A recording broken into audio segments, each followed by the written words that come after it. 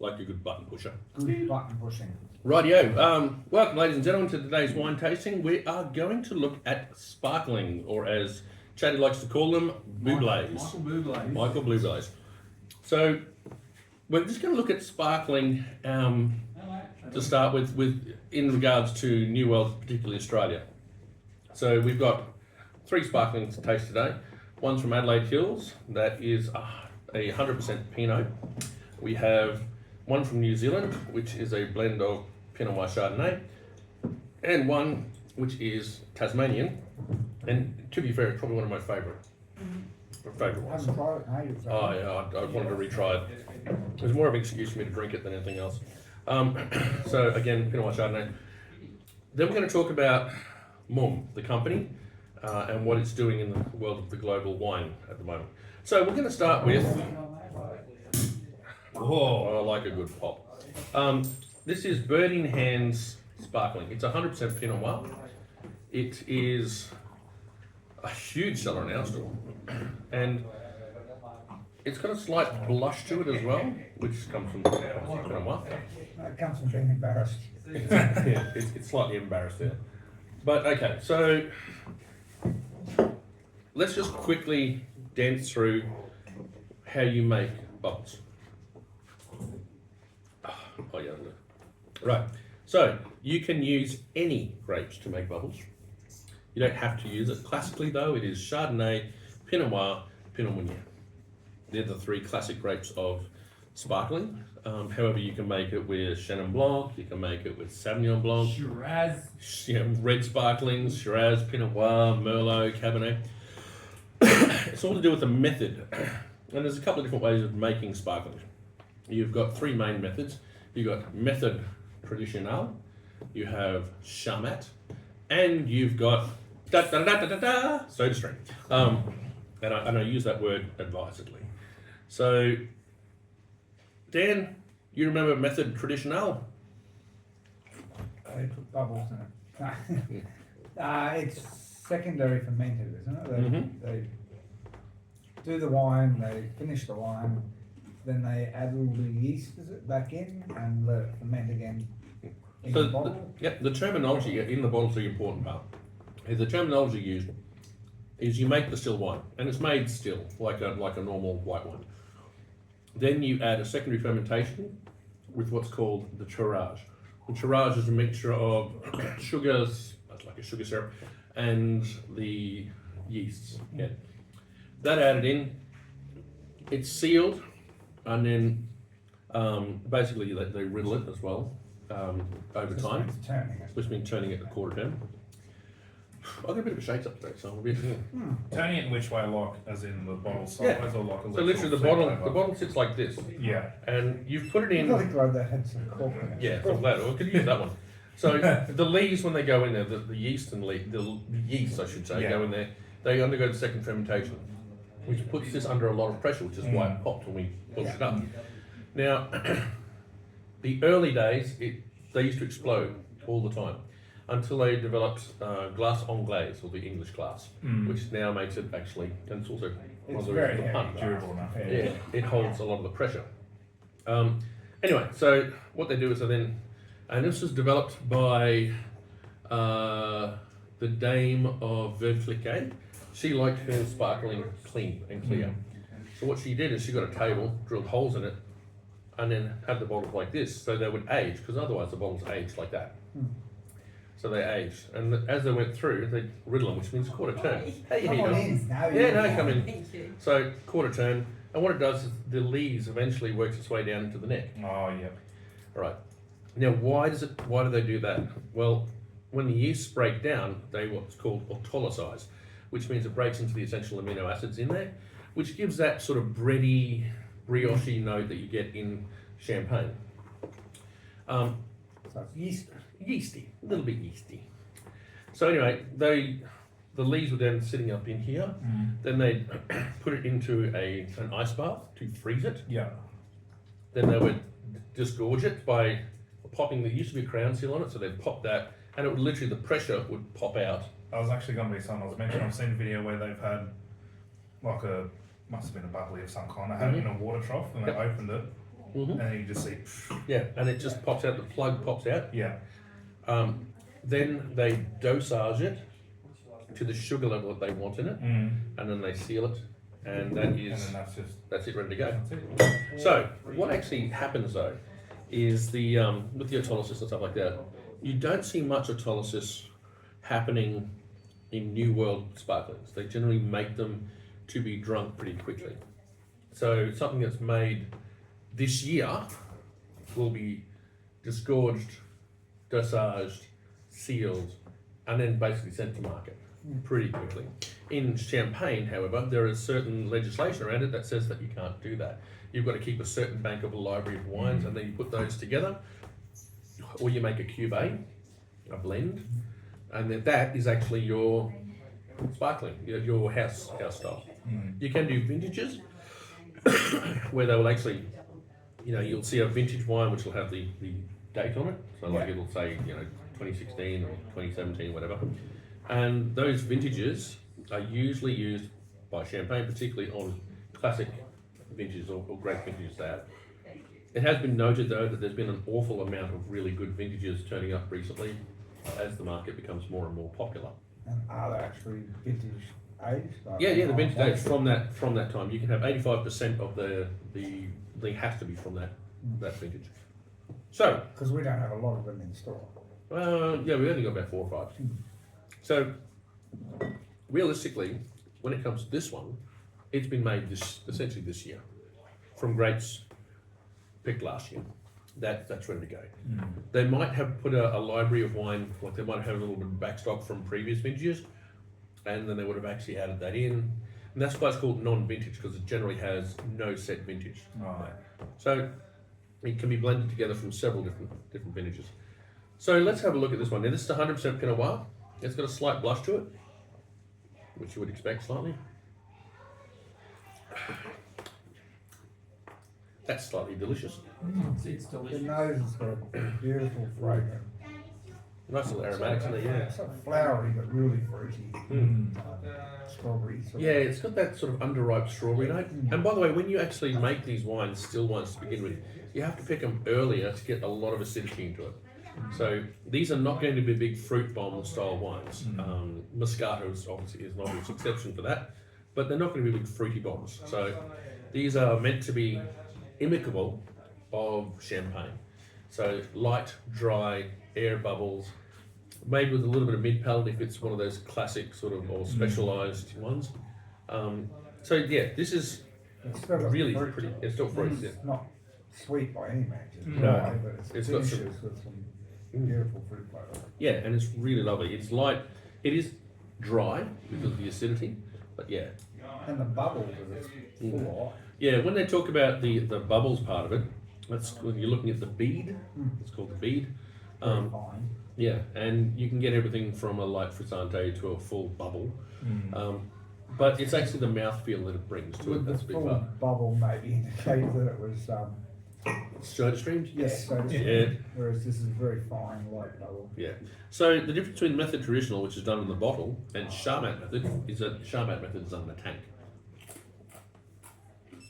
So it's like in bulk.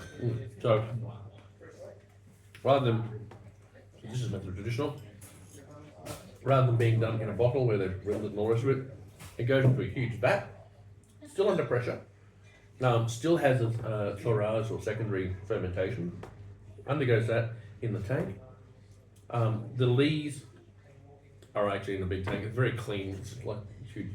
When they rack it off, they have to rack it off under pressure into a bottle, seal it, done. That's That's a bit cheaper to make, I guess. a lot cheaper to make. It's an The industrialized traditional version. method would be very hands-on, Mm-hmm. a lot more labour intensity, I Yeah. guess. A lot more discrepancy in a bottle fermentation versus in a tank. Yes and no. Generally, because they make it a big lot of the same bottles, they're all blended wines together. So there's not a huge amount of variation in that vintage, but you can get a lot of variation happening when you start sending it out. Yeah. So you get more variation from that than you do anywhere else. It'd only take the bloke to forget to turn 3 bottles, and they'd have to be different eventually, wouldn't they? No, eventually, yeah. Hang on, these didn't get turned. Yeah, but literally, That's as fast as they're doing them. And that guy is paid to do that for 8 hours a day minimum. That's a lot of bottles. Good boy. Yeah. I think it takes a special kind of person to do that. And I won't say highly. They're skilled, but they're obviously poor. Right, so now we've got this as a good basis for what we're looking for in our sparkling. We better, now let's see what New Zealand does brew. So this is Oyster Bay Brute. I hate it how I don't have nails. Anyway, this is why I don't have a lot of weight anymore. Because I just do that. Because I don't care. It's made to be drunk. It's made to be drunk now. Throw it down. This will be interesting because I find Bird and Hand probably a much smaller producer, whereas Oyster Bay is huge. Is a huge producer. Now, you might have noticed I've taken this off. This is what's called the cage. Cage is really important because the cork's in there, and how do you stop the cork from popping out? You need a cage, and it's a physical barrier. So it's tied up underneath the lip under there. So when you undo it, Keeps it locked. you always keep your hand on top of it. Otherwise, you're going to end up with something going up to the roof. And when you actually pop the cork, you can do it 2 ways. I do it the way that you actually have wine left in the bottle, or you can just flick it and go yahoo and do what Which they. is what most people buy champagne for. Yeah, well, if you're a motorcar racer, I'll go with Yeah. that. They're really big bottles. They are. That and opening new ships. Yeah.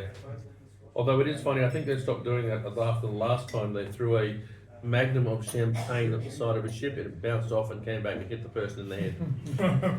That's a real thing. You can look it up on YouTube. Do you want to grab a glass for Teddy? Yeah. So, immediately you can see there's a different colour on this. Yeah. Some more of that, I suppose, the yellowy tint. Yeah, so And this has got Chardonnay into it. The bubbles in this are way faster. They're still fine, but they're power. In fact, the bubbles in this actually are making a massive difference on my palate. So the bead is a lot more obvious, but it is still fine. It's still a nice bead. It's got a little bit more of the yeasty nose rather than the fruit nose. Yep. that the first Yep. one had. This has probably seen a little bit of autolysis. Also, I think the Chardonnay might have had a bit more winemaking done to it. And the fact that it's got Chardonnay, which is green and appley, and you can literally this one tastes of the underripe strawberries. This is green and appley, Yeah. and that's from the Chardonnay, the hard malic acids that you get in there. Hey, Even second pour. Normally after you use a glass once, you don't quite get the bead out of it on the next pour. But Yeah, it is that definitely really powered. yeah, powering through. Thank you for putting the food together, Dan. Oh, you're welcome. That's what I like to do. It's beautiful. Sometimes I pretend I can cook. But the fun thing about cooking is you get to drink while you're doing it. Yes. I always use wine in cooking. Sometimes I can put it in the food. yes. So you can really taste there's a massive Chardonnay component in that. The Pinot Noir component is very minimal. And the acidity on that is actually quite searing. Let me just double check something quickly with this. Yeah, it doesn't say the exact rate, but I'm going to go with it is definitely Pinot Noir Chardonnay on that. But yeah, Pretty standard. pretty standard sort of blend you find. Bubbles. But again, it's still crisp acidity. A lot of green appley acid to it. No underripe strawberries, No. which is one of the first one. So yeah, massively different, but really fruit forward again. And that's the thing. We're looking at quite a fruity style wine. Which is probably why it sells. It sells ridiculously Well, well. it's a Yeah. good seller, yeah. Very easy, approachable sort of. So really, you know, these are approximately the same price, Yeah. which is good. We are going to take a step up into, as I said, my favourite sparkling. And I will say I had this sparkling when I was over in Tassie, and I was really impressed with it. Over in Tassie or down in Tassie? Well, you have to go I'll over the go water. over, down. Down over. Down over. We go down to Brisbane, so I'm guessing we go down to Tassie. Yeah, that's why water flows south. Not downhill. No, not downhill, south. See, I good up. So, More gooder up. Can you tell the Mary River that flows through here and up to Ginty? Yeah. Oh, that must be just something. That's a conspiracy theory, Dan. Ah, Sorry, okay, fair that's not enough. real. Mm. So the flat earth must be tilted to the south. Yeah, it has to be. Yeah. Well, it depends where the immigrants come in, the people have moved to. Could you tilt? Yeah. Yeah, all the people on one side tilts it because the elephants. And that's how we get the tides. Yeah, That's right. and the elephants that are underneath us that's being held by the giant turtle on its back. Yeah, that's the one. And Atlas right at the bottom. That's at the bottom, is it? Do you wonder where you turned up? At the bottom. Welcome to Conspiracy Theories 101. The flat earth movement has gone global. So that is a massively different one. So sparkling. Yeah. Yeah. So if you're looking to buy something salubrious or special, depending on what you're having with it, it sort of depends on what you like. So if you're going, I want to buy a sparkling. Well, What kind of spark? yeah, there's more than one type. Oh, but I want just a good one. Oh, gosh. Anyway, we also have a tendency to have people walk and go, can I buy a bottle of champagne? How much do you want to spend? $20. No, Not getting champagne. you're not getting any champagne. You are going to get Maybe sparkling. if you buy an airplane ticket, fly to France, you can get one for 20. No. Right? Mm-mm. Still more. Even €20 is still like $35 Australian. Yes. It might be glass. But anyway, so one of the things is when people use the word champagne, they're using it as a generic term for a sparkling. Yes. And I understand that, that's absolutely fine. Which is probably why Champagne region said, hey, no, we're Champagne. Yeah. You can call it They are something. one of the most litigious, or they'll take you to court if you say, our wine is champagne. And rightly, they've fought for generations to keep the name of champagne. That being said though, they also have a tendency to do silly things. So, one of the things that happened, and I always find this story great, back in early 1900s, champagne was really struggling. Because there's a big argument in champagne between growers and the negotiating houses. Negotiating houses are actually champagne producers, like Moet Hennessy, Bollinger, Verpliquet. A lot of them are negotiates. Craig, I can't remember the Franken Pomeroy. They're all negotiates or traders, and they. Like a co-op. Though. Yeah, no, not a co-op. Co-op's different again. This is literally a guy who goes, I'm gonna sell champagne. I'm gonna buy my grapes. I'm gonna make it made. I'm gonna put my label on it with my name on it and sell it. So they need to grow the grapes. Well, this is how negotiating houses started. That's what happened. Was a guy went, I want to sell this sparkling wine across the seas with my name on it. And then they've gone, well, to save a lot of time and effort, I'm going to put a house in, or I might have bought a house. Might even have a couple of my own vineyards, but you have to buy a lot of grapes. So you've got to battle between the growers and the houses. Houses want to pay little for grapes. Growers want to get paid a lot for grapes. So at one point, the houses decided they're going to buy their grape from Loire, which is, if you look at a map of France, you have Nantes over here on the coast, on the west coast of France. You have the Loire River, goes down, you have Paris, and then you have Champagne over here. They were buying grapes from Loire because it's when the railway systems came in and they were able to transport grapes all that distance. This caused a massive uprising in the Champagne, and literally people, this is not champagne, this is not champagne. Yeah, the grapes have come from that region, so. Yep, and it was the pre-runner to the what's called the CIBC. CIBC is the Champagne Board that has got growers, houses, and governmental regulations in it, and they determine what you can do in the vintages. So, you know, if you want to do something, let's say you want to up your production level, you have to go through the CIBC. So this is a history of champagne is actually quite involved and quite. So they don't just say what you can use, they say how much you can have, Mhm. which gets the price up, I guess. There's a shortage on champagne, Mhm. because they said we can't make any more. Mhm. That's exactly right. It's weird though because they've just delineated. So champagne is around Epinay, Reims, from this area up here. There's an area down here called the Orb, AUBE, and it is mainly Chardonnay production. They've allowed the Orb to be classified as Champagne, even though the Orb is actually closer to Burgundy than it is to Cabernet. So yeah, as I said, it was just an interesting little tidbit. And the Orb, the Orb is actually like, if you look at Champagne, the Orb increased it by like a third. Yeah. And over COVID, when they did it, they said they've just reduced their production. Yeah, by a didn't we have that scare going, oh, champagne prices are going to go up because there's a lack of order. Yep, they did. And so a little bit of it is marketing. Actually, a lot of it is marketing. And now it's becoming really problematic. Well, there's a real troublesome part happening now because climate change.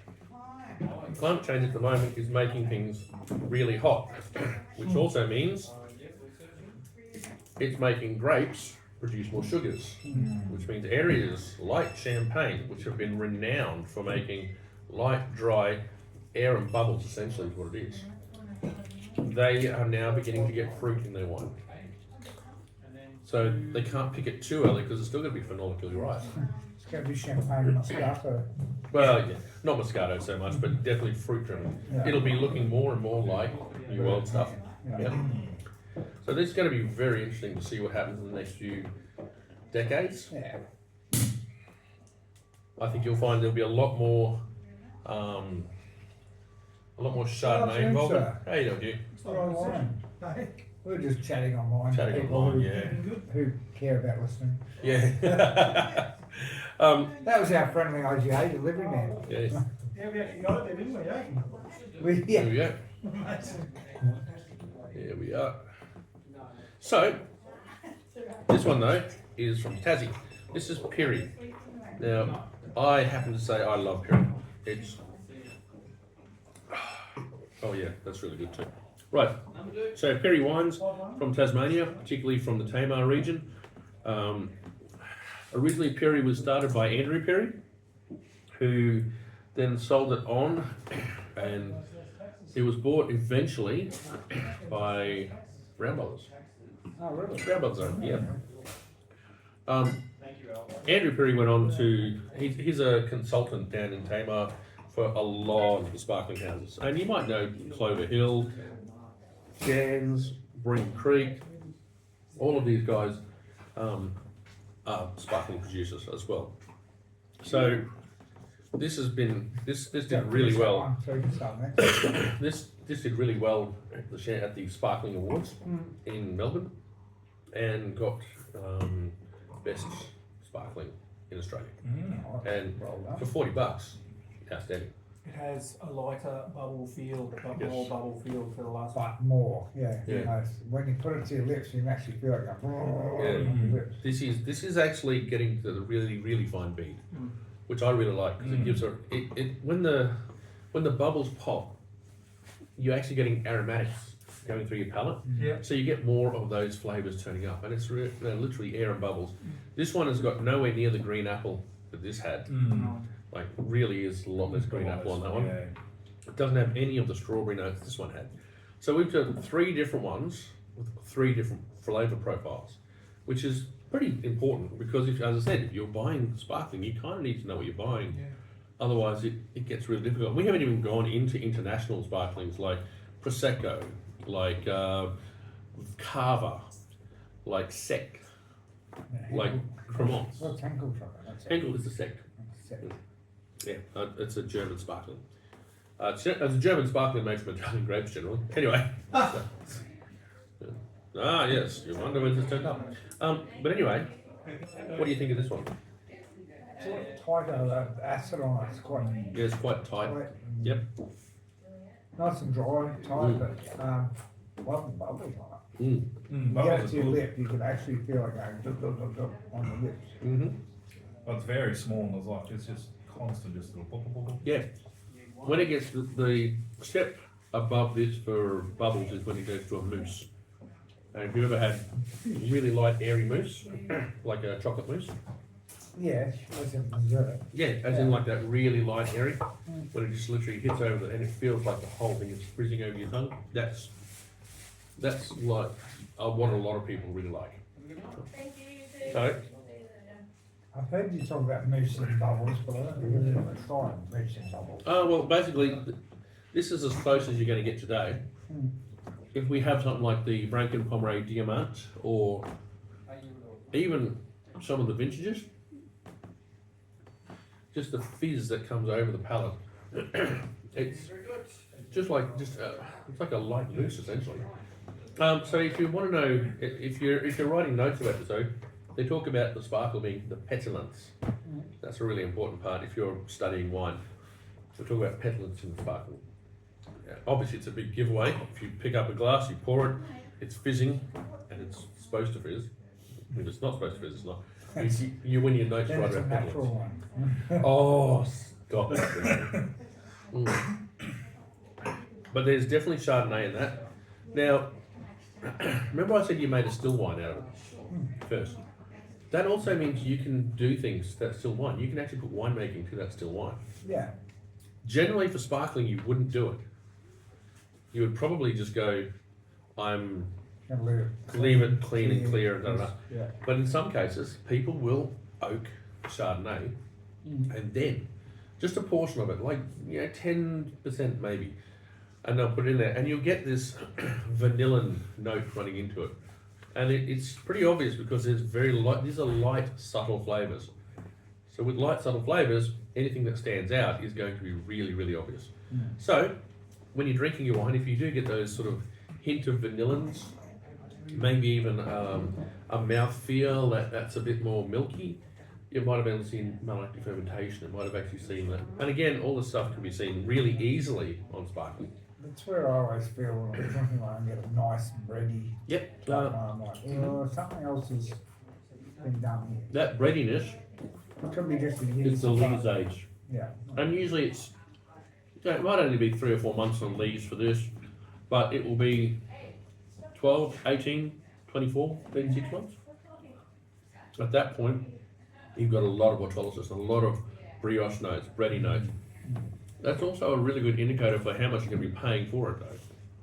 Because in the wine business world, you don't want wine sitting there for 3 years before you bottle it. You really want it to actually be Cash in hand. cash in hand, ready to go. Okay, now let's talk about a champagne house.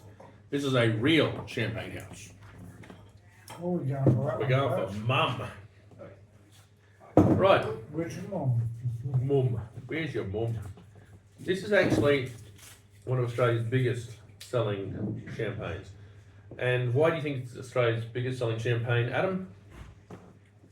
Have a guess. Just take a Everybody guess. loves their mum. Yeah, I everyone. was actually going to trying to find a connection with Mumm there. It is. It's literally everyone likes their mum.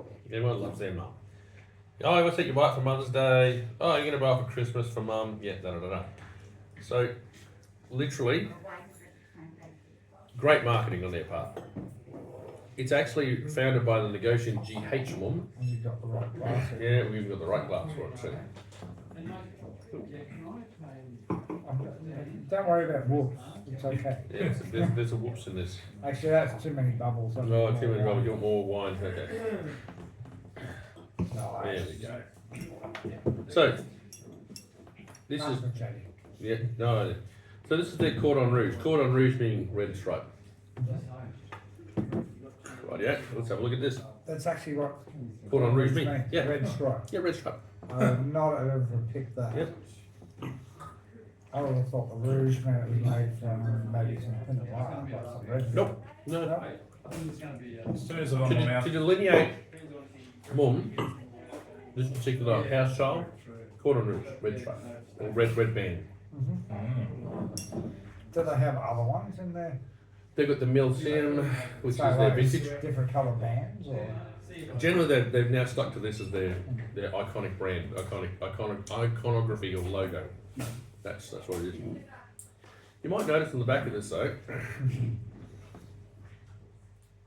it's a bird. it's a bird with a crown. Ah, so it's royalty, made for royalty, or? Yes, it has what's called the.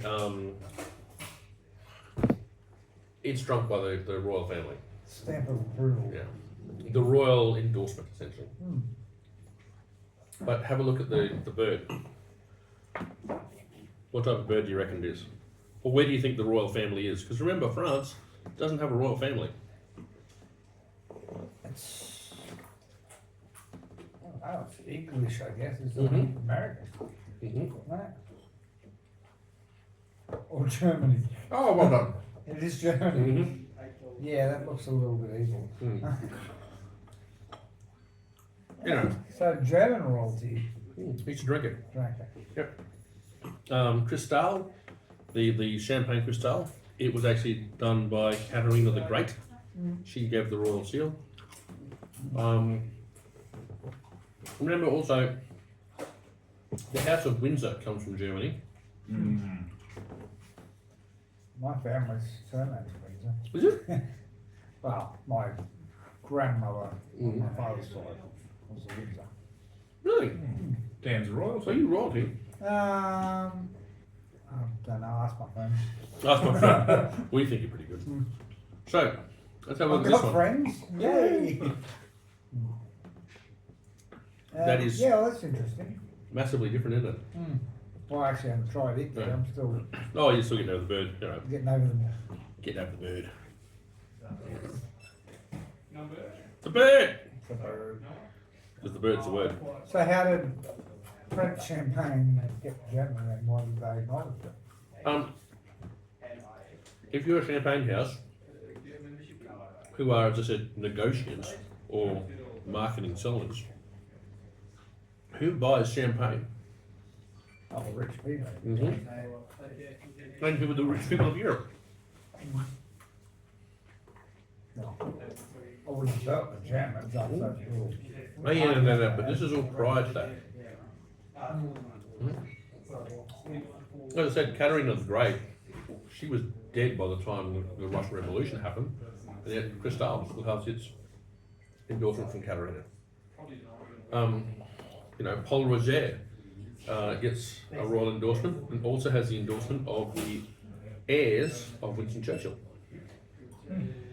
So, yeah, it's actually intriguing. There's all So it this was very high end. very high end. Normal peasants had a tendency not to drink sparkling. No. Let's face it, it was probably too expensive anyway. But really, you get home from a long day, the only sparkling you want to drink is beer essentially, which was a non-carbonated drink for the most part anyway. So, as I said, it's an intriguing history of these things. But it's always good to see who had the royal seals of approval and stuff. Yeah. Remember, that's actually part of their logo or crest at the moment. Yeah. So it's Isn't- not necessarily. No, nothing. It's true as for heritage, but Mhm. yeah. And remember, So I should G.H. check that Mumm. out. I was Does about to that ask what the sound? GH stands Does that for. sound particularly French? No, it's No, not. nothing about it. Depends how you say it. It's not mum, is it? It's Mumm. So basically, the people who were the negotiants were Germans. They were the big negotiants.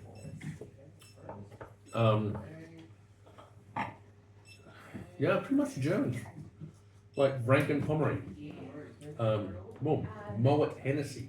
Yeah. Well, Hennessy is there's not a big there. name Yeah. everyone knows. Yeah, and Moet. What's Chandon? I Moet. know we've got Australian Chandon, Mhm. Which is Moet. It is marvellous. Moet and Chandon were the originals. Yeah. And then they joined with a French house called the House of Hennessy. So Moet, Chandon, and Hennessy became Moet Hennessy. So, but Moet is German. So yeah, or Austrian. I can't remember which one of them. But yeah, as I said, like these are all. A lot of the negotiants came in were actually wealthy. Particularly, they'd made a lot of money for the Industrial Revolution and actually were making a lot of inroads into the area where they started selling things. And remember, you've got a whole plethora of people now who the nobility, earls, counts, dukes, etc., all had money, or at least had access to a lot of debt, whereas industrialists and a lot of the middle class that had suddenly become quite wealthy had money, actual real money. If I was going to sell $100,000 worth of stuff, who would you sell it to? Would you sell it to King such and such and such and such who'll pay you sometime in the future? Or Joe Bloggs, who's got 100 grand burning a hole in his pocket as we speak? Joe Bloggs. Money talks. Mm-hmm. That's your bowl now, mate. Come, you know. Mm. Oh, you gotta eat that whole thing. Oh. So, I'm actually just going to do this because I really was quite impressed at how similar.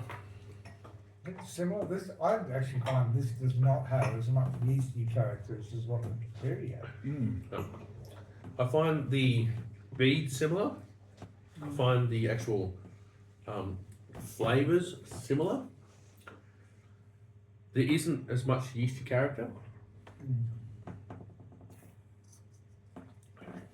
It's got a little bit of harder acidity to this as well.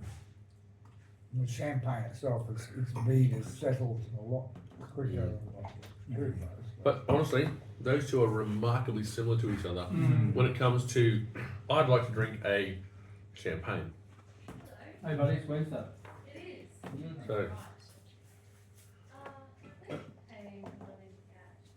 now, as I said, this That's is, just your sneaky way of getting extra drink.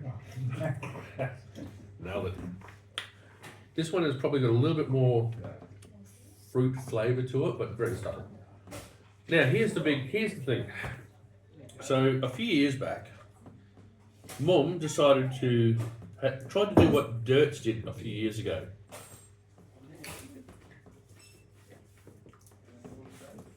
There's a champagne called Dirts. They were one of the large hours. They decided that they wanted to expand their portfolio globally. What they did is they bought vineyards in New Zealand, and then they released a sparkling called Dirts Marlborough. This is the Marlborough. Mhm. So that was done years ago. They are owned by Pernod Ricard. Dirts, that experiment failed. As in, nobody seemed to want to get Dirts Marlborough. Fast forward 10 years later. A little bit more gas in this one. Fast forward 10 years later, Mumm decided it was going to buy vineyards in Tasmania and do the same thing. They bought vineyards in Tasmania, they bought vineyards in Napa, and they're now producing sparkling out of those. Under the same name. Under the same name. Now this is the confusing part. Notice, despite the fact that they've labelled it completely differently, and in fact it's called Mumm Tasmanian. Yeah. Right? And it says Brut Prestige. It doesn't say Cordon Rouge, it says Brut Prestige, so that's what you're talking about. Completely different label. Completely different label. So, And price point? massively, massively different. Yes. So, Massively massive. So, come Christmas time, I had a woman come in and she said, I want a bottle of Mumm. I said, there you go, that'll be $60. And she went, no, it's 30. It's 30 absolutely everywhere I've gone. And I said, I'm terribly sorry, it's not here. And I was perplexed. And then I realised she'd been buying Tasmanian Brut Prestige, which I thought was a bit cunning. Anyway, Yes. that being said though, I'd never drunk it. So I got hold of a bottle and I decided we're going to try it today. So, You've got it side by side. I can already see one is more golden yellow, the other is white. Yes. Like see-through. so, and remember I said this one and this one were fairly similar. This is Tasmanian and this is Cordon Rouge, it's champagne. That's right. Yeah, that's the Tasmanian one I've just poured you. Yeah. So, massively. This one to this one is completely opposite. It's completely different. Completely different. Completely different Well, bubble hopefully feel. it's from opposite sides of the world. Yeah, but this one is a cert as well. This is a Tasmanian, and that was the one I was comparing it to, and it was Oh, okay, remarkably yeah. similar. These two are massively different, and different in that this tastes like a fresh cut green apple. Lovely bead, like the bead is really good. I really enjoy the bead. But it tastes, the acidity is not quite as hard as the champagne. There's no breadiness to it. There's no mid palate to it. It's actually, it's a fruit bomb in comparison. So Oh yeah. a massive fruit bomb difference. Now, whether they decided to do that because they're showing the sparkling that you're getting from Tassie, that is just like green apple, straight out green apple all A over. lot of fruit. A lot A lot of of tartness too, isn't it? Yeah, it is. It's Yeah. really green. Yeah. So thank you, Kermit. Yeah, it's not easy being green. Smells of bacon. Oi.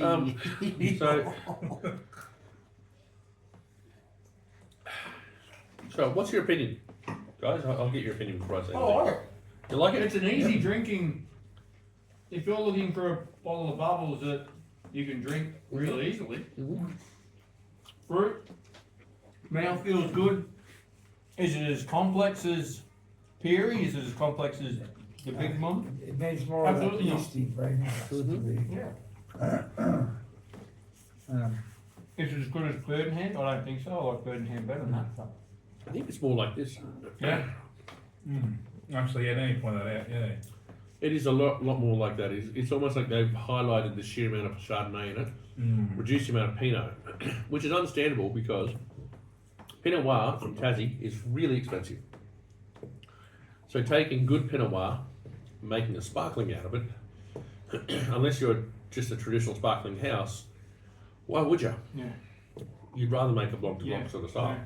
it does have more of the aggressive. It does have aggressive acidity. bead. Yeah. No, the bead. Oh, the acidity is Yeah, aggressive as hell too. When you get it to your lips, it's actually bubbling on your Yeah. lips like Pirie did. Yeah. So And is that a Tasmanian thing, or just a, No. just a how they make it thing? that's just how they make it thing. So we talk about terroir and we talk about a whole bunch of other things when it comes to wine. Provenance is a big term for it too. This is where it gets a little bit weird. The most manipulated wine on the market is a sparkling Bubble. champagne. It is always the most manipulated wine because you have to do so much to it to get to that point. You can literally do so much different winemaking and different handling to get it to that end point. To say that you're showing terroir is kind of a little bit disingenuous. Yeah, because you play with it. You're playing with the sweetness levels, you're playing with the picking times, you're playing with the winemaking, you're playing with the secondary fermentation. You know, the dosage is obviously a change as well. How does it go with like sulfites and stuff? Yeah. I would think aerating the wine like that, you're putting bowls in it. Would that mean it's less No, well, because sulfite? they use sulfites in it because they have to stop the process. Yeah. So they will actually use sulfites because there's a truckload of grapes coming in. They throw sulfites over the top of it to stop micro-fermentation happening early by oxygenation. They then put it through the ferment, and they can stop the ferment with the sulfur if they want to. But they also, if they do decide to throw it into barrels or if they do decide to throw it into a tank, if they want to prevent malolactic fermentation, they might sulfite it as well. That's in a tank, but what about once it's in a bottle for? Well, because remember you're making this, I'm talking about the still wine part. We haven't got the sparkling part yet. So they're still making it in a tank. So they still make that, and they'll have to sulfite it to stop malolactic fermentation because they want to keep those hard malolactic or green appley acids in there, unless they're doing something specific, which is what I was talking about before. So they have to sulfite it at that point. Then you actually bottle it and disgorge it. Now, in the disgorging, when you put it into a fresh bottle, one of the things you do is you put a sparge of sulfites into that, and what that does is that fills that little top part Okay. with a sulfite-ish sort of gas to prevent oxygenation occurring. Otherwise, your wine's going to microoxidize and show a lot of age characters really, really, really early, which is kind of what you want, but kind of not what you want. Yeah. Not So if you've again- made 20 pallets of Yeah. stuff. So there's a guy, Bruno Palliard. He doesn't sulfite his wines, I believe. It's been a long time since I've had a look at him, but he was one of the big proponents for champagne, and he was a big advocate of champagne. And in fact, he pulled out of the CRVC literally because he went, "You are not protecting us enough. You've allowed."